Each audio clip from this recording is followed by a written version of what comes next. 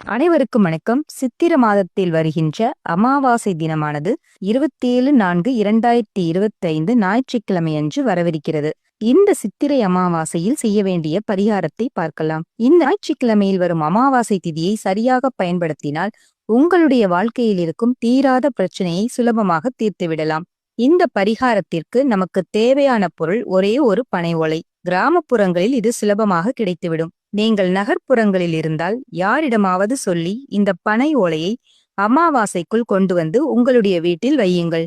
அமாவாசை முன்னோர்கள் திதி, தர்ப்பணம், படையல் வழிபாடுகளை முடித்துவிட்டு குலதெய்வத்தை வேண்டி பூஜை அறையில் ஒரு விளக்கு ஏற்றி வைத்துவிட வேண்டும். எடுத்து வைத்திருக்கும் பனை ஓலையில் உங்களுடைய பிரச்சனையை ஒரு வரியில் எழுத வேண்டும். உதாரணத்திற்கு, கடன் தீர வேண்டும் என்றால் கடன் சுமை தீர வேண்டும் என்று எழுதலாம். திருமணம் நடக்க வேண்டும் என்றால் விரைவில் திருமணம் நடக்க வேண்டும், வேலை கிடைக்க வேண்டும்.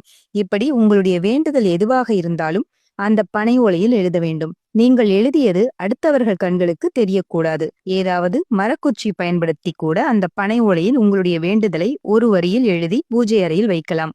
அமாவாசை அன்று பனை ஓலையில் வேண்டுதலை எழுதி பூஜை அறையில் வைக்க வேண்டும். அடுத்த 15 நாட்கள் அந்த ஓலை பூஜை அறையில் இருக்க வேண்டும். பௌர்ணமி திதி வரும் நாளில் அந்த பனை ஓலையை எடுத்து நிலைவாசலில் கட்ட வேண்டும். மீண்டும் 15 நாட்கள் அந்த பனை ஓலை உங்கள் வீட்டு நிலைவாசலில் இருக்க வேண்டும். மீண்டும் வரக்கூடிய அமாவாசை நாளில் இரவு 9 மணிக்கு மேல் அந்த பனை ஓலையை எடுத்து வீட்டிற்கு வெளியே நெருப்பில் கொளுத்திவிட வேண்டும். அந்த பனை ஓலையில் என்ன விஷயத்தை எழுதி எரித்தீர்கள், அந்த வேண்டுதலானது நிச்சயமாக நடந்துவிடும். இந்த வேண்டுதலை முழு நம்பிக்கையுடன் மேற்கொள்ள கூடிய விரைவில் உங்களது வேண்டுதலானது நிறைவேறும்.